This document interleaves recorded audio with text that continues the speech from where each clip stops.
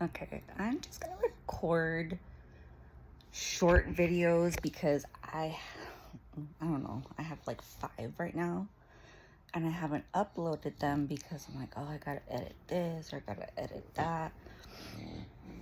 I'm trying to do YouTube. I'm trying to find a job. I'm trying to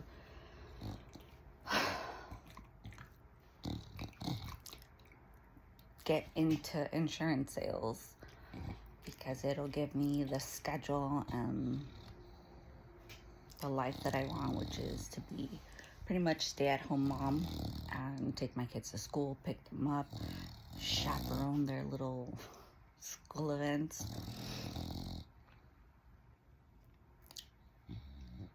These last 7 months that I've been off work, they have been, gosh, I aspired to make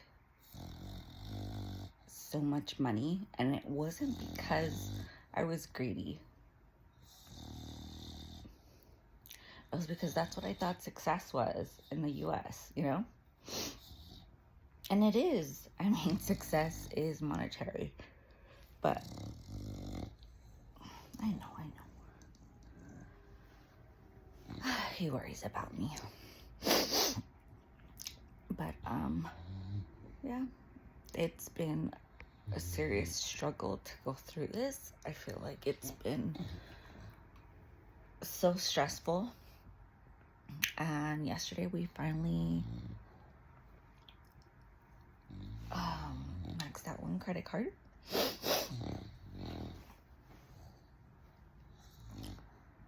Like, sometimes I want to get mad at myself and say I should have been working earlier. But let me tell you, after the drama with my last job, and it wasn't even drama, it's just that I don't want to do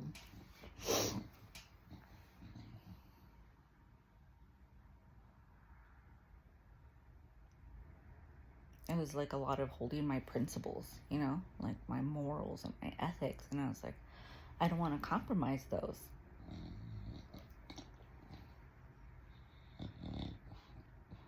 And as much as I know about politics and playing nice, like, I'm still human, I'm still gonna make mistakes, but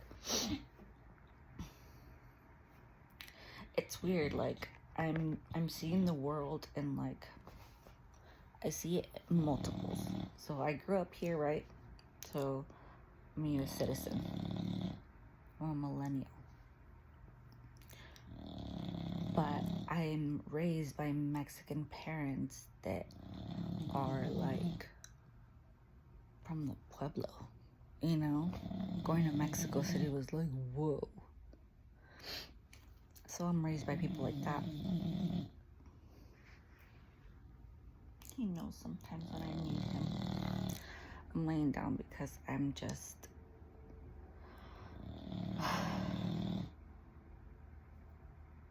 I just need to get this out, and I'm so angry and tired because it's like...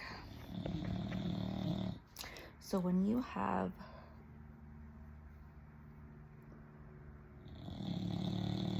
bipolar, ADHD,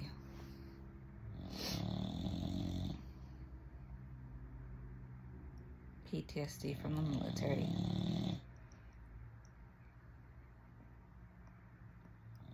PTSD from childhood, but you survived and you thrived, and now then you discover school, and so now you're a bit of an intellectual and you like it, but that is a different sphere of people. And then you move up in socioeconomic class, so you lived most of your life thinking like,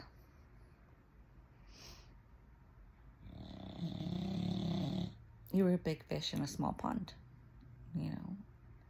I totally felt like that at church. And it kind of gave me some semblance of control. I think that's why I put up with going to church for so long as a kid. That and my best friend. I literally felt like she was the only reason I would go there. And when I got to see her, I was just like so happy because I finally felt like I could talk to somebody. And then you have going to college, you know, the different people that you meet, and then going to the military and boot camp and learning to clean a rifle, take it apart and put it together, and learn to not be bothered by being in the heat and sweating profusely in the summer. And put me in normal, I always say this, like, put me in civilian clothes and I'm gonna be a little crybaby. Like, I hate being hot. I hate being sweat.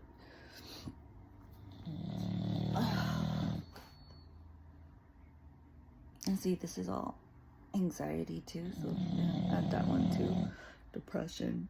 So it's actually gotten worse as I've gotten older. But again, like, sorry, this smells so good. Now I have like a little piece of mascara. Whatever. The only thing that ever made me feel safe was control. You know? So then you go to college and you're realizing the world's a lot bigger than you had originally imagined. So now you're realizing you're a small fish in a big pond. Or the ocean. The ocean.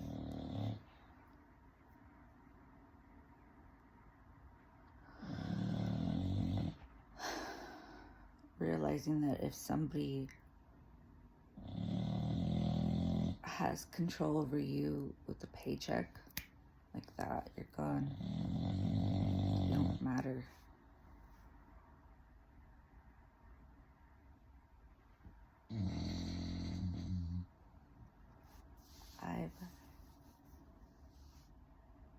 I've done my best to the knowledge that I have. And I think that's what really gets me to forgive myself for different things that have happened in my life. And it's so funny because it's like I got taken advantage of, but I'm blaming myself. Like, what? Does this make sense? Because of racism, Jackie? Like, racism? You watched your parents be so put down to the point where you're like, this is you. Like, you almost feel so enraged because you see this injustice as a kid, and you're just like, do you people not realize we're all gonna grow up and we're gonna remember all of this, like how you're behaving? I remember people at church were painstakingly neglectful and mean. And you know, when I hear people who are Christian, they're like, oh yeah, that's why I left the church, because I encountered some mean people and they did this to me. And it's like, I totally empathize with you, but having been gone through the same thing, like,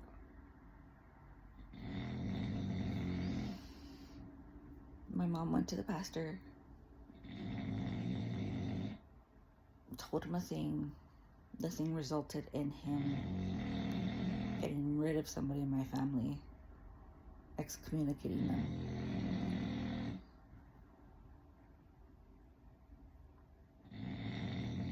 And the whole church had like a bitter taste in their mouth, you know, about us. And I was born after this grievance in the church, you know? My mom went to go look for help. And instead, they Phariseed up and squared up and did what they thought was right. And I think that's the way that I've been able to forgive them too about it. You know, it's like, these people were adults. These people should have known better, right? No. See, that's the sad thing in this world. Some people are, when you're smart enough to understand that other people are emotionally dumb, like emotional intelligence, emotional immaturity,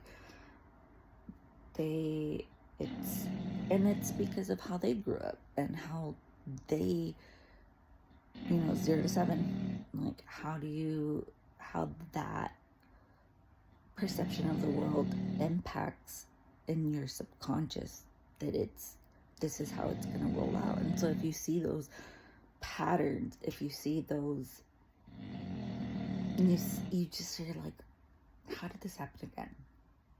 How did this happen again? Why am I here again?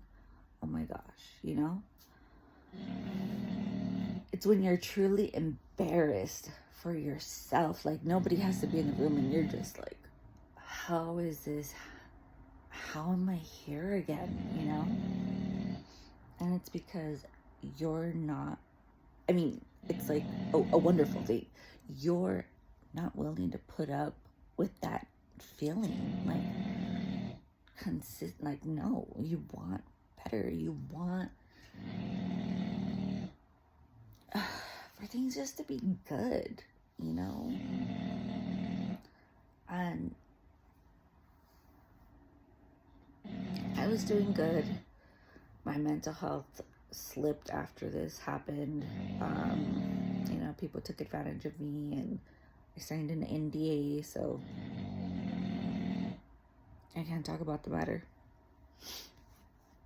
But if I felt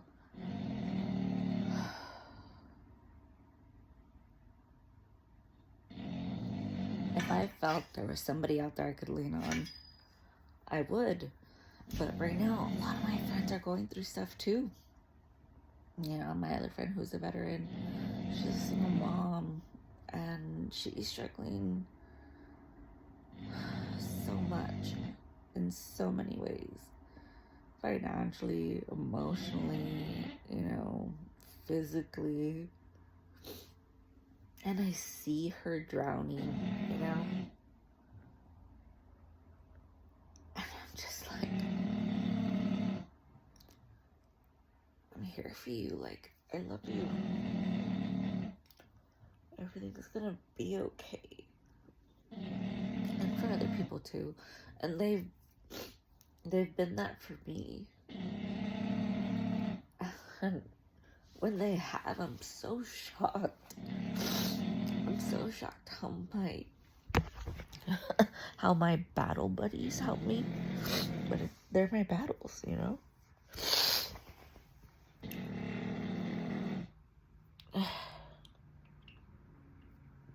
It's like siblings. You're with each other all the time, and you get annoyed with each other, and you're just like, oh, And I'm talking about when you're in the field, when you're going through it together. Setting up tents in the middle of the night. Like, it took you guys 5 hours to get somewhere, and you still have to set up tents, and you have to do it carefully because you're all doing it together. We don't want to cause any accidents, and so there's so much freaking structure to things, and it's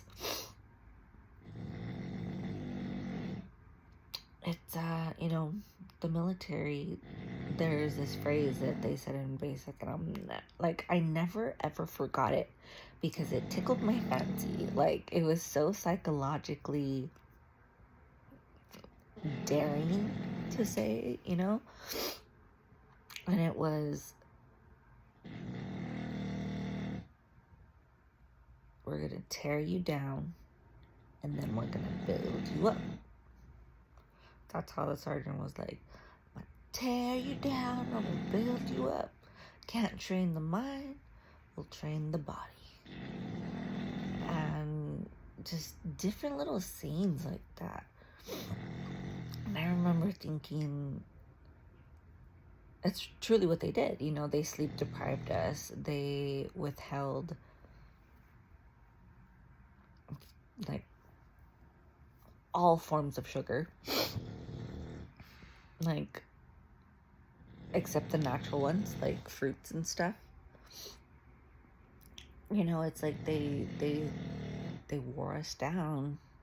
And that's when you're really susceptible to indoctrination and, like, cults and, like, you know, all that stuff.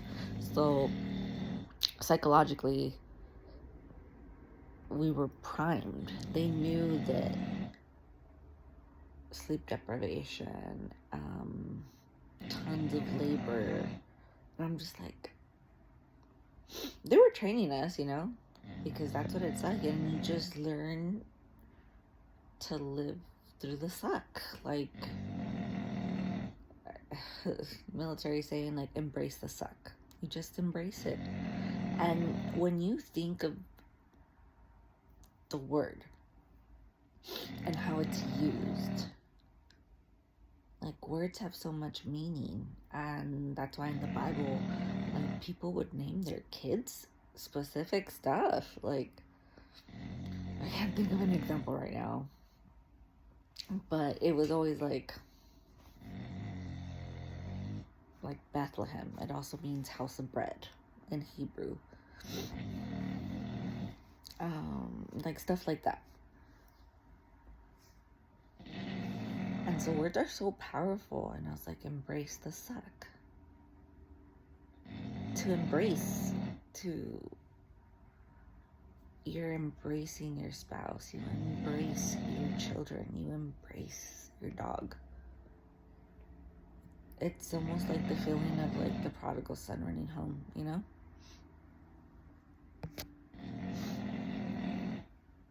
And the dad runs up to him, and the prodigal son's running, thinking, like, I've screwed up. There's no way you'll have me back.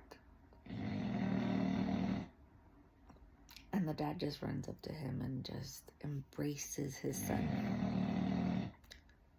And then at the end of the story, it's so beautiful because it's like, you would think the dad would be mad. You would think that the dad would, like, you wasted your inheritance and you went and took off with freaking prostitutes and you went to Vegas and you, like, all this crazy crap, you know? Like, and now you're coming back to me because you're out of money. But when you're a parent, you're just like,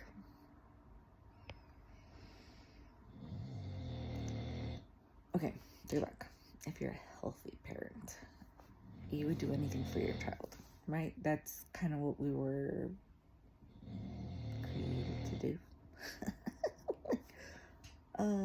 We have kids, mothers nurture, fathers protect, and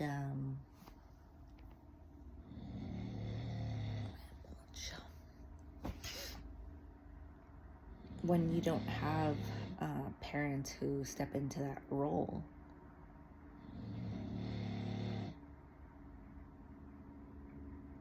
you get really messed up little kids. That's why you see those kids flipping the fuck out. They learned that at home. They learned that. That's not something that you're just born with. And if it is, if you're like a really fussy baby, or, you know, gassy, what else? So everything's very somatic. It's energy that's stored in our body, and if you don't release it, it sits there and it ferments. So like with me, wasn't an easy pregnancy for my mom. Was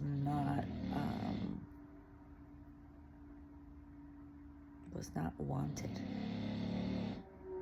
And that, to this day, is probably one of the biggest struggles that I have within myself. I don't feel wanted. And then that drives me crazy because it makes me so insecure to the point that I'm acting out, and it shows up like the mental illnesses of bipolar 1. And for me, it's like, I'm just trying to meet a need. I'm just trying to feel loved and safe and validated and protected. And valued. You know, like if my kids don't value me, if I'm so sensitive to it.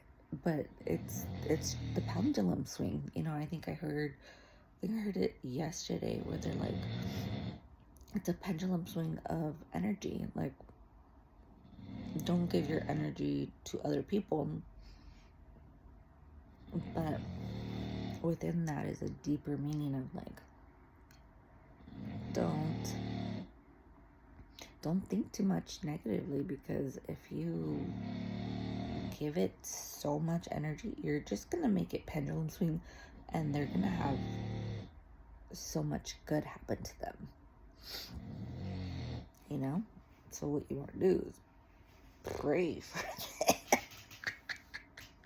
That's so funny, because that's actually in the Bible. It says, you know, pray for your enemies, like pray for them.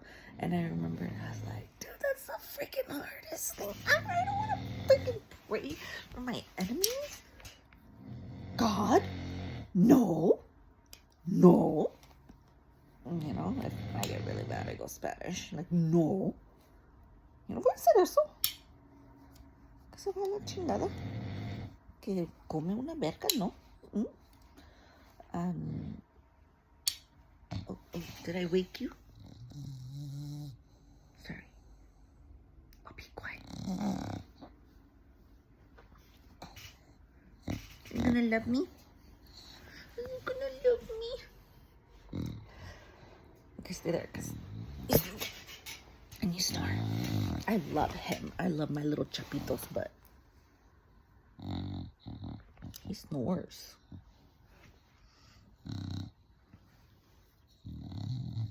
Yeah. Just a wrinkle, babe. Just a wrinkle. Just a baby wrinkles, aren't you? I love you too.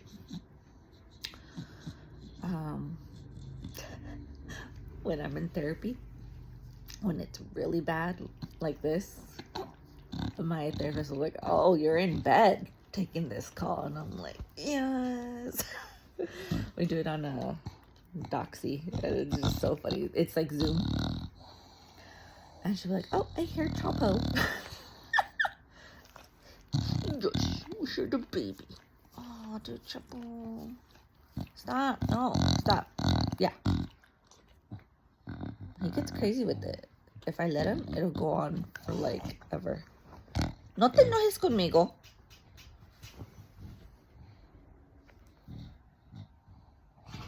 You mad at me? Chapo. Okay. All right.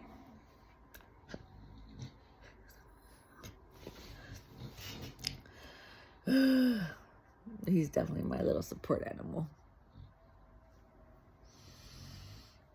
And I'm like in the thick of it, he's always there for me. And dogs are amazing.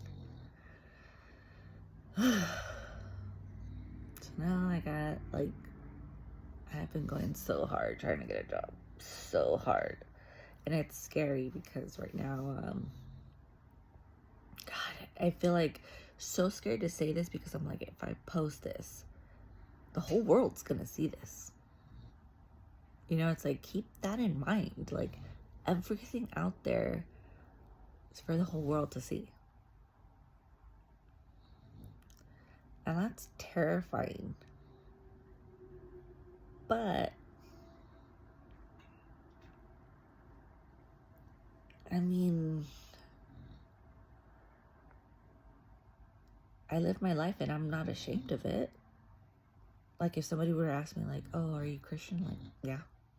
Oh, do you believe in demons, the Nephilim? Yeah.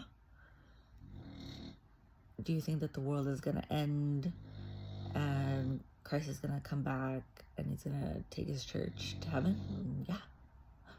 He did it already. He rose again. Like, we celebrate it every year. You didn't know about it? You didn't know that?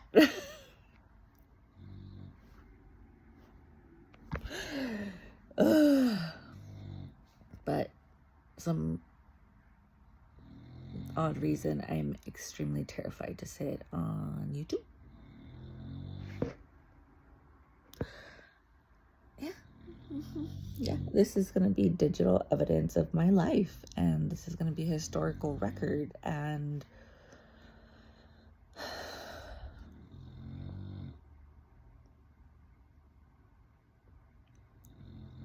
you have to, at least I want to be remembered a certain way, you know? I don't want to be remembered as like a, you know, anything negative. I won't speak negatively about myself. Won't do it. Because there's power of life and death in the tongue. And that's why words have serious meaning. Oh shit, that was my Duolingo thing. Okay, I'm gonna stop here because I want to make sure that I'm posting this stuff. And at some point when I'm no longer depressed, I am definitely gonna compile those videos together and edit them. But for now, like, at the place that I'm at, this is the kind of quality that I can make sure to post and put out. Pray for me, please. Like, whatever prayers that you can send my way, like, please. And I know I said, like, pray for your enemies, but I hope we're not enemies. And I think that's my prayer. It's always good for your enemies. Because God is good. And remember, if anything bad happens to you, it's not because of God. Because he don't, in the Bible it says, like, he doesn't give his children, like, would you give your children snakes and scorpions? No, right? Like, your father in heaven doesn't do that either. So if you're getting, like, a shitty hand in life or crappy circumstances, like, it's not because of him. It's because of you. You making some wrong decisions that are not aligned with God and the Bible. And when you say it like that, it's so churchy, right? But let me say it to you like this. I think this is the words that you say have so much power.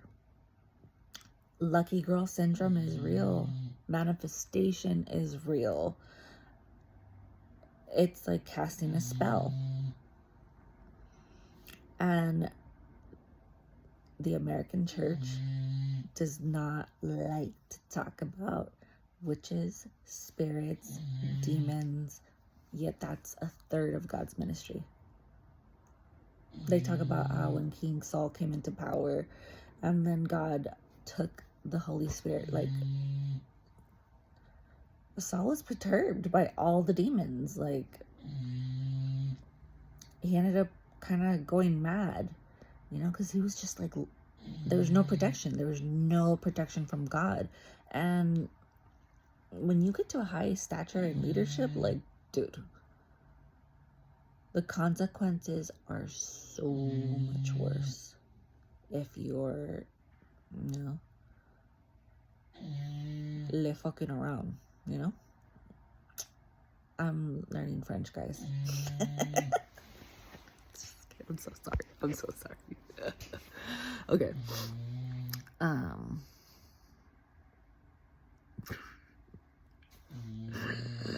You see, this is me. This is who I am. It's like, I think, oh my gosh, a future employer, or a future senator, or what if I become famous and then people like look this up and they're like, look at what you did. Yeah, that's what I was going through. You know, this is what I am going through. And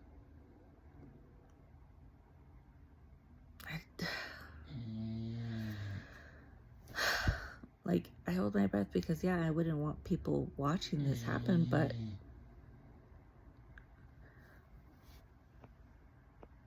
what if someone else out there is going through the same thing and they're just like, I can't do it anymore.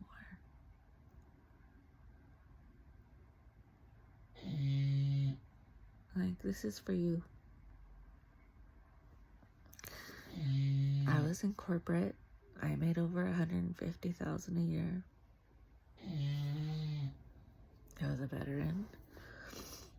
I have 3 kids. I have a husband. I have a mortgage. I have degrees. It doesn't matter. Like, we're all human. And we all feel as deeply as we've been hurt. So if you've been hurt really bad, like, yeah, you're gonna be that much more of a well of emotion. Other people, they haven't gone through the kind of hurt that you've gone through. But it also says in the Bible, like, I will give you beauty for ashes. I will give you joy for sorrow, you know. But joy comes in the morning. It's just a season.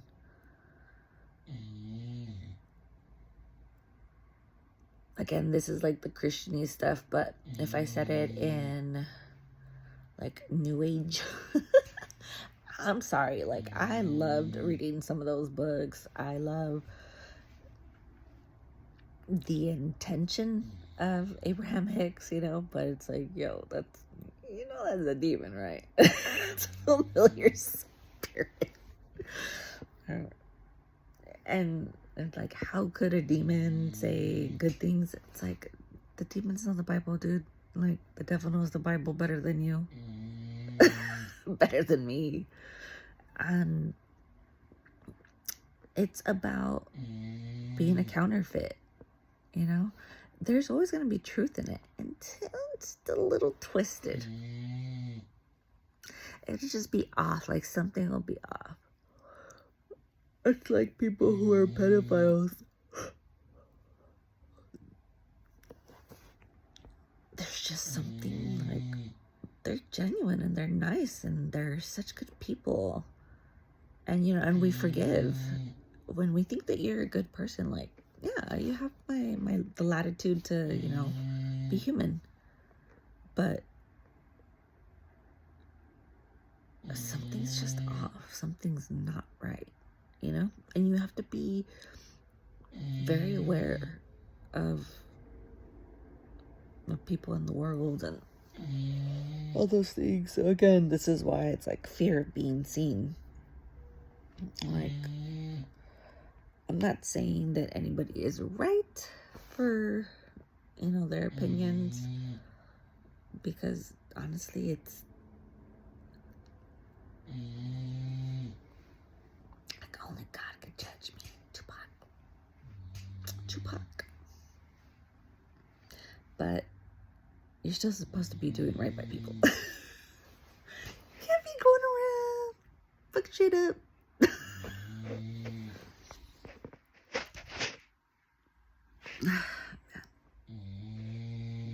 I know that this is gonna pass, because depression spells, you know, it's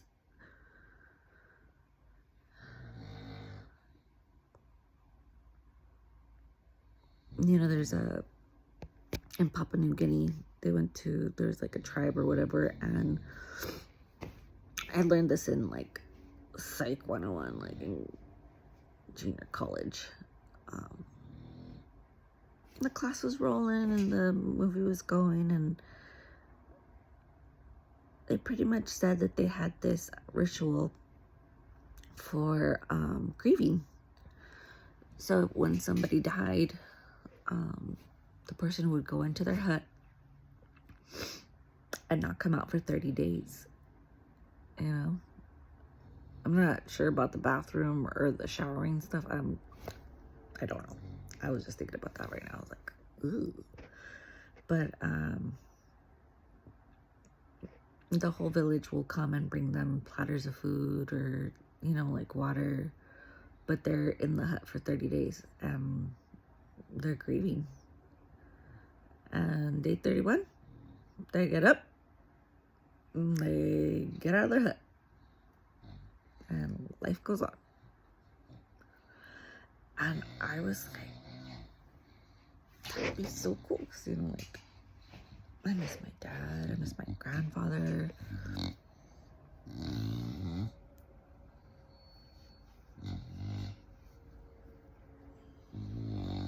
But there's a lot of stuff that we don't grieve. Like the relationships that we've had with friends. We don't, like, no one really teaches you how to grieve that. And if they did, you had great parents. Bravo. But for people who didn't, like, we just, the ignorant way is to shove it down. Just try to forget. Try to put it somewhere so far in the back of your mind that you won't remember. And if you had it even worse, it's so horrible that your poor little mind couldn't, like, make sense of it, that it blocked it out. Just blocked it out of your memory. That's gonna pass. That's gonna pass. I feel like it's been a little bit of a ramp up going to the different agencies and working with them, but just tripping out how I went to Primerica last, so not 2 days ago Monday, but the Monday before that. So this week was St. Patty's, so the week before that, and I signed up with them on a Friday, and I go in on a Monday to go, you know, I just wanted to give them the benefit of a doubt, because they had already given me some really good info that I didn't know about, and I was like, all right, you know, there's truth in this.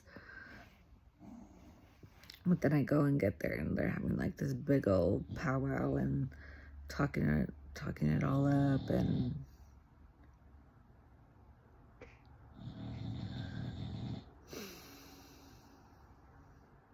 their heart's in the right place, but their business model isn't focused on what's gonna, well, it is. It's gonna get you to produce, but the reason a lot of people don't go through with it is because it's sales. Like, I'm sorry, but if you don't have the hustle, if you're not hungry for it, you're not going to do well. But you also have to believe in your product. So believe in your product, believe in your company, believe in their values, believe in them. Like, it's important. Like, you need to, or else you're not going to feel comfortable and you're going to want to leave. It's so funny. So like, whenever I'm like stressed, I'll just be like, I just grab his little rolls.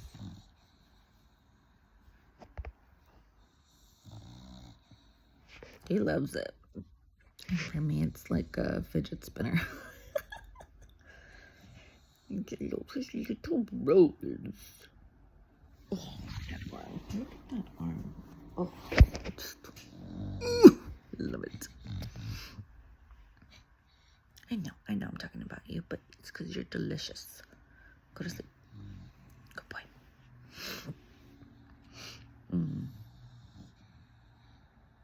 Pray for me, guys, because I know this exposure of my mental health issues probably never going to work again in the realm that I was. And I think I've really had to mourn that. I think more than anything, that's what I've been doing. I'm just like, I'm never going to go back to nursing home marketing. Like, I built that up for 10 years of my life. I got a degree in healthcare administration. Like, I went all in and just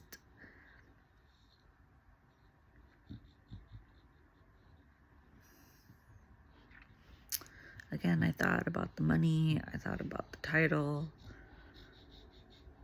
What made everything worth it, honestly, was the way I could interact with the patients and their families.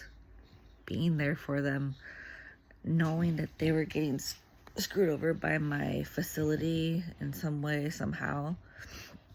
But I was going to do it. Like, I was going to help them. And I would get chewed out so much. But just like, what's his name?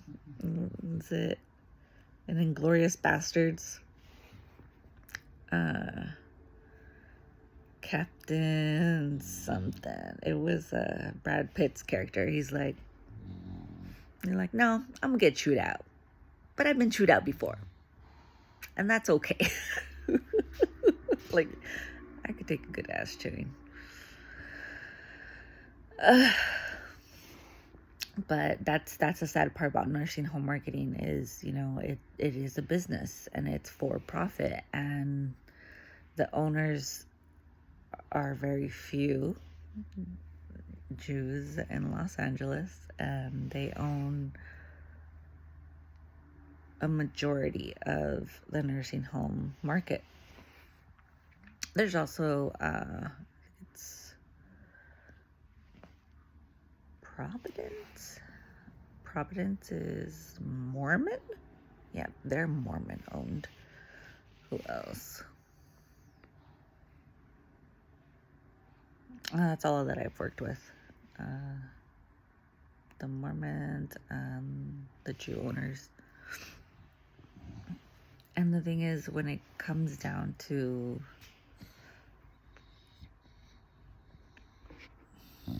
he knows I'm not feeling good. When it comes down to having to make a choice to not help a person because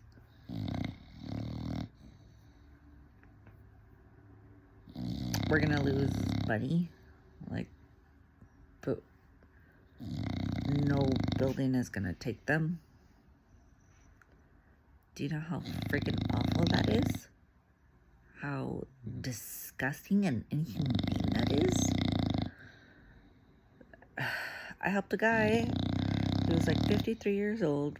My building was a subacute, so it's like trach and vent. And he was out in Montana.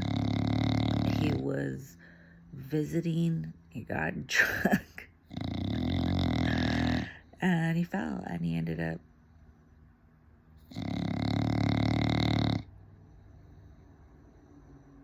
becoming intubated. I'm sorry, I had to think, like, is this HIPAA?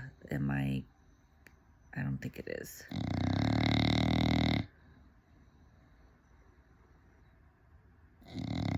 Yeah, I just can't identify him.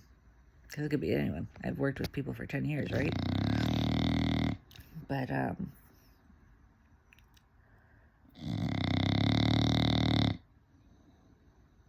you know, there's a rule in subacute. It's like you don't want them young because then they're going to be there forever holding up a bed as a custodial.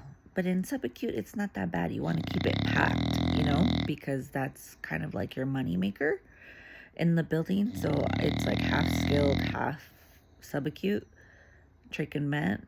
And it's not even that. It's always like a third or something. Sometimes you get lucky and you have like a whole building that's subacute. But I think I've only known one building like that in Long Beach.